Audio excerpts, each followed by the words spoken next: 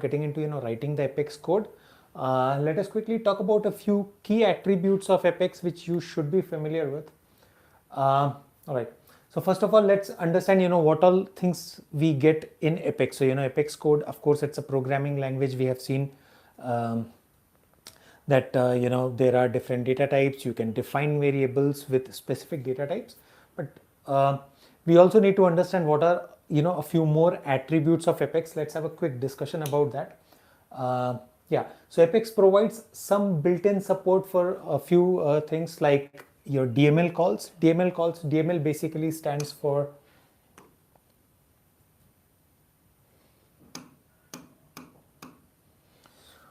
so DML stands for data manipulation language. Okay, and what does that mean? As the name suggests, data manipulation. So any statements which you write in Apex code which would basically make the change in the data are basically called DML statements or DML calls. All right. So statements like insert, update, delete, these are the statements which would basically make changes which will be used for making changes to your database, because Salesforce has got its own database. We saw that there is a data type, S-object data type, which can be used for defining variables where we can store records from Salesforce objects. But now how would you work with those records? How would you make changes or create records? How would you delete records? So for those we have got DML statements, and Apex provides built-in support for that. It also provides inline Salesforce object query language support. So it provides support for inline Salesforce object query language, SOQL. SOQL is basically the query language which is used in Salesforce. So if you need to retrieve data from the database, then you can use SOQL, Salesforce object query language. It's very similar to the syntax is very similar to SQL. There is one more query language which is used in Salesforce, which is called Salesforce Object Search Language. So this is a query language and this is a search language, SOSL. Okay, so SOSL is a different, slightly different type of query language only. It's used for writing queries, but with a slightly different, I would say, with a slightly different use case. So query language is used for writing queries where you specifically know what you want to retrieve. Search language is used for writing queries where you are trying to search a value in multiple objects, multiple fields, something like that. I'll talk more about SOQL, SOSL in details later on. But yeah, so these two types of query languages are there. So yeah, based on your requirement, you can use these queries within Apex code.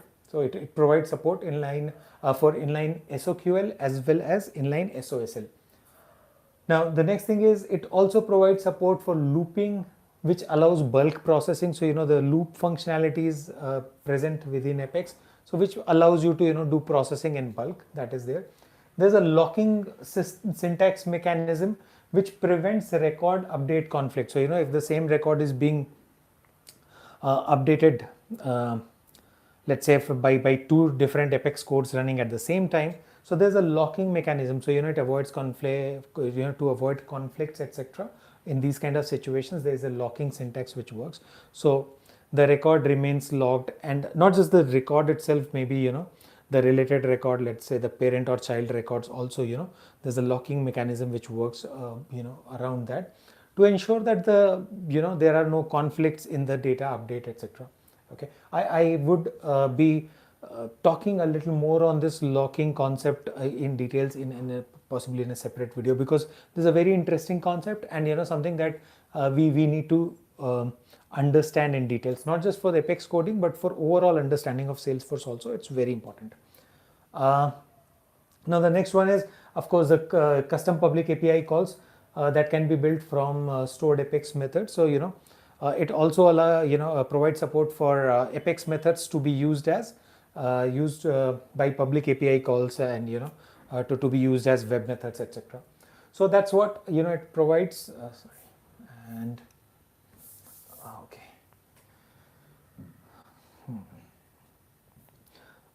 Now Apex is a multi-tenant aware engine. So basically Apex code is multi-tenant aware, not the Apex run engine, but yeah, the code is multi-tenant aware. So what does it mean, and how is this useful to us? So multi-tenant aware means, so it's like, when multi-tenant concept basically refers to the same shared resource. It basically refers to same shared resource used by multiple tenants, correct? Now the important thing here is, the resource should not be monopolized, the usage should not be monopolized by one particular party in this case. So that's something which is available with Apex.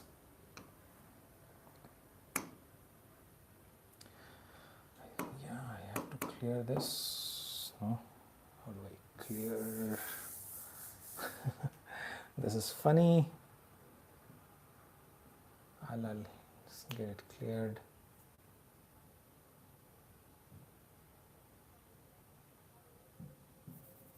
It doesn't delete. Okay.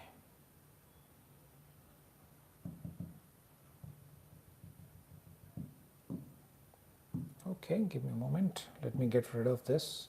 Just give me one quick moment. I'll get rid of it.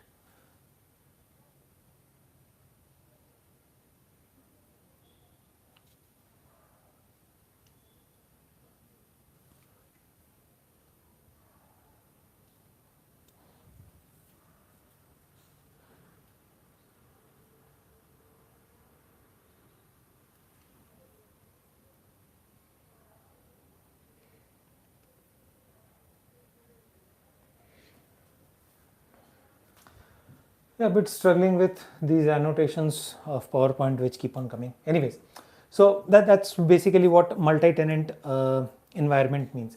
So now Apex is aware of multi-tenant model, which means that one Apex code cannot start monopolizing the overall code, the overall shared resource system. So that's what it means. So Apex runtime engine is smart enough and it is designed to prevent monopolizing of shared resources. So it does not, any Apex code does not get executed in a way where it is getting executed for 1 hour and it's basically then starting to impact all other Apex code running from other applications which are using the same shared resource or the same server. So that is what it means, and it's easy to test. Now the reason why we are talking about Apex being easy to test, because Apex has an inbuilt testing framework.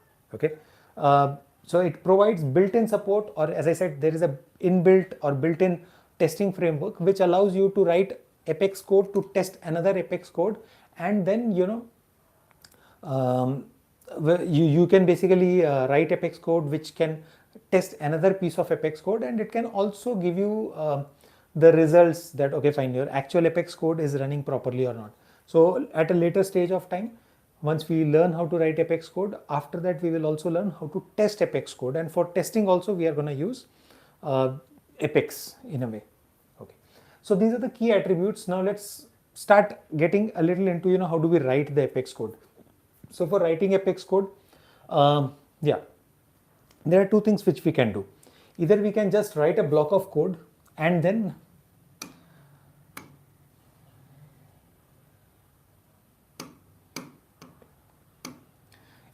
write a block of Apex code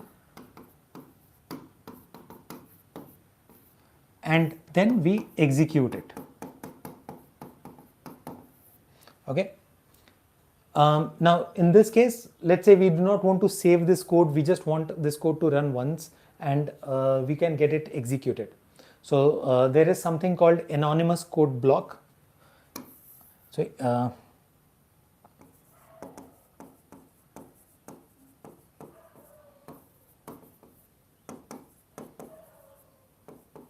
this anonymous code block is available under developer console. So if you go to developer console, you will get anonymous code block. So this is the place, I'll show it to you later. So this is the place where you can just write a piece of Apex code and you can execute it.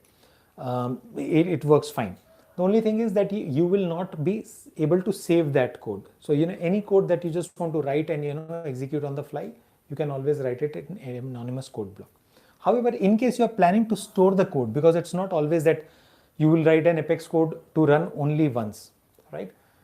So if you want to save the code, then you will have to write the code in a little bit of structured format. So that's where you will basically start using methods and classes. Okay. So we have already discussed about variables. We use variables for defining variables are basically, the containers which can basically contain the values which we will be using for our code. Then you can use methods. Methods are primarily set of instructions, right?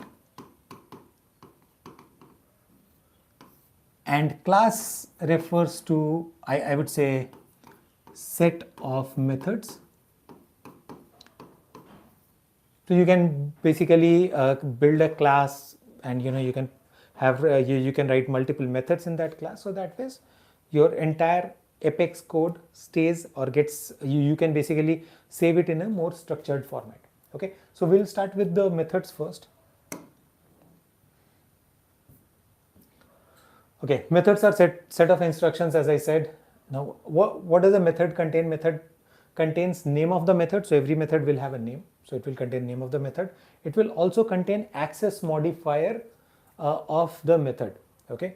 So access modifier. Now what is the access modifier? So when you're defining a method, you will also need to define where is this method available, or to which all Apex classes is it available, or from which all Apex classes it is accessible. Okay. So that is it. So your methods can be private, public, protected, global. So these are the options. Let's understand these a little more. So private, so when you define a method as private method, okay, so it's very simple, right? It's basically a piece of Apex code. Now you want to ensure that you are able to control where is it available, right? Pretty similar to, we have already seen the similar thing with records, etc. So for those who are familiar with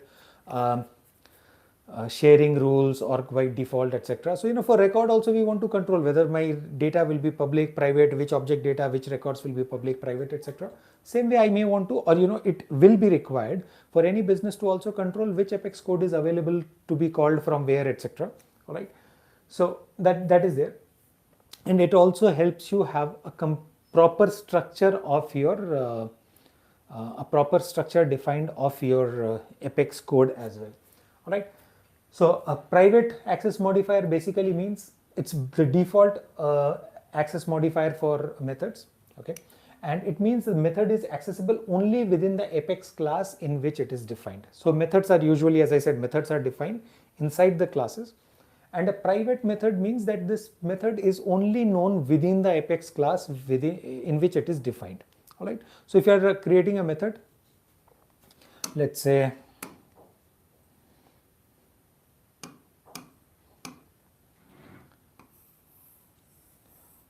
so if there is a class and inside that there is one method 1, there is a method 2, and if this is a private method, this private method can be called from another method inside this class itself. Okay, but it cannot be called by other methods which are not part of this class.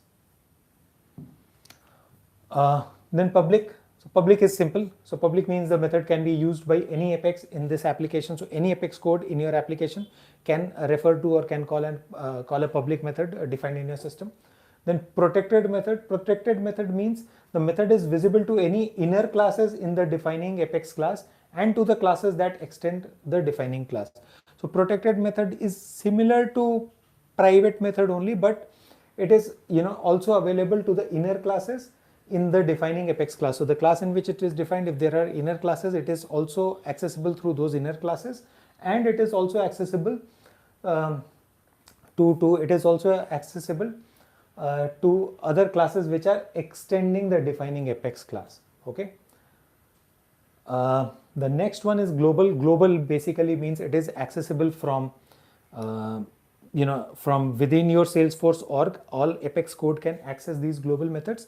Plus it can also be used like web methods. So even if there is an external system which is trying to call these global methods, it can call those global methods. So if you are trying to basically write a method which will be called by another external system, then it has to be global. In addition to that, you will also need to define the data type. What is the data type for the method? So method usually will return something. So either you will have a method which would either return something, or there would be methods which would not return anything. Okay. So if the method is returning something, let's say after execution of the method, it has to, let's say there is a method called calculate. So after calculation, it has to return a result, right? Now the result has to be integer. So then your data type, the return type of the method is going to be integer. So that's how it is. Then input parameters, if there are parameters which need to be supplied at the time of calling the method, those are basically input parameters which you can define. And body of the method, of course, the body will have the code which you want to execute with that method. Okay, let's have a quick look at the example. Yeah, so this is how it would look. So this is a public method, return type is string, this is the name of the method, and your input parameters can come here within these brackets.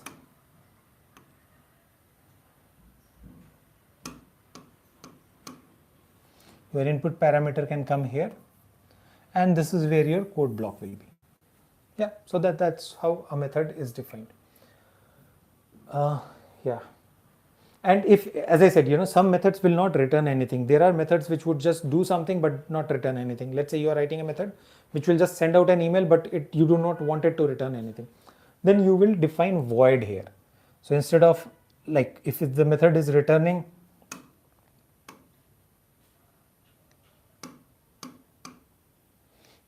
so if the method is returning a particular data type, then you define the data type here. If you know that method is not returning anything, it is just executing some code, but there is no return required, then it should be a void method. Correct?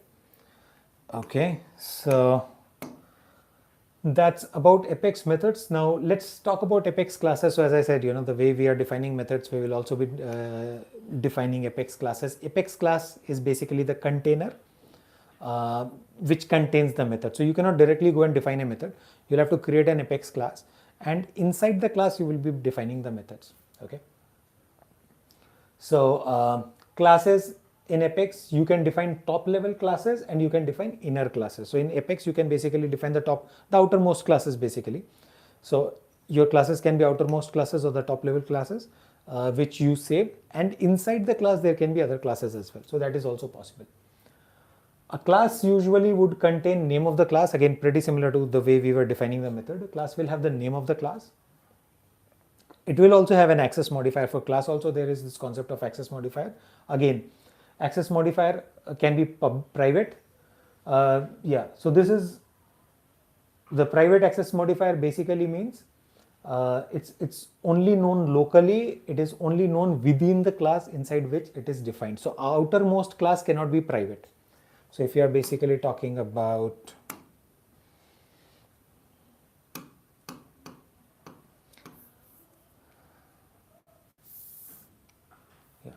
so if we are talking about defining a class, so this outermost class cannot be private, it has to be public. Okay, but inside this there can be another class, this can be private.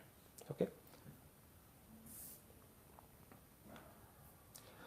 Then there can be public class. Public class, of course, classes which are the outermost classes, the classes which can be called or which are also visible to other Apex code within your application.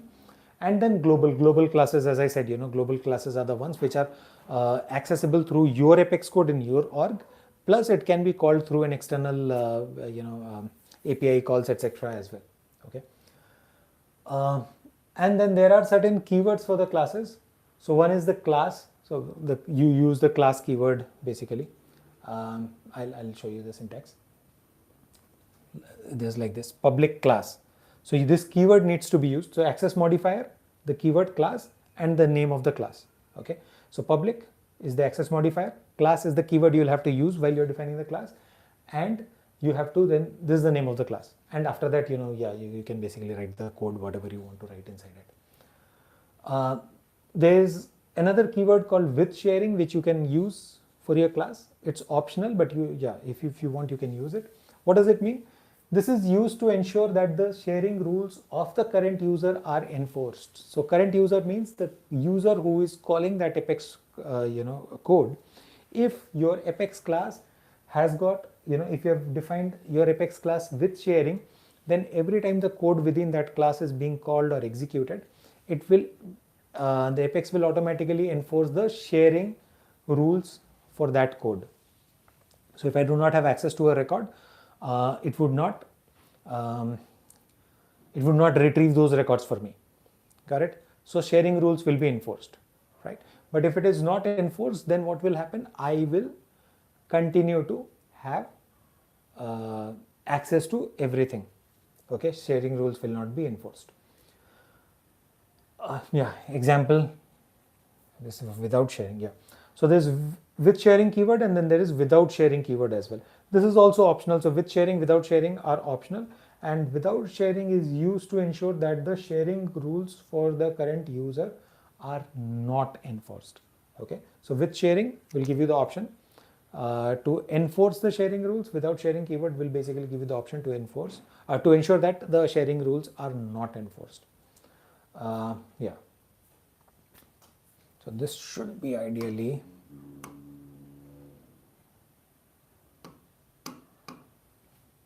this should be with sharing. Yeah, this is fine. Yeah, public with sharing and public without sharing. So this is how you can basically define. So these are also keywords like with sharing class. These are the keywords which are used, and here it's without sharing class and then the class name, whatever you want, right? Okay, so these are some of the basics about the methods and classes. We'll keep it here. We are going to start talking a little more on how do we write a specific Apex code. We will see some sample codes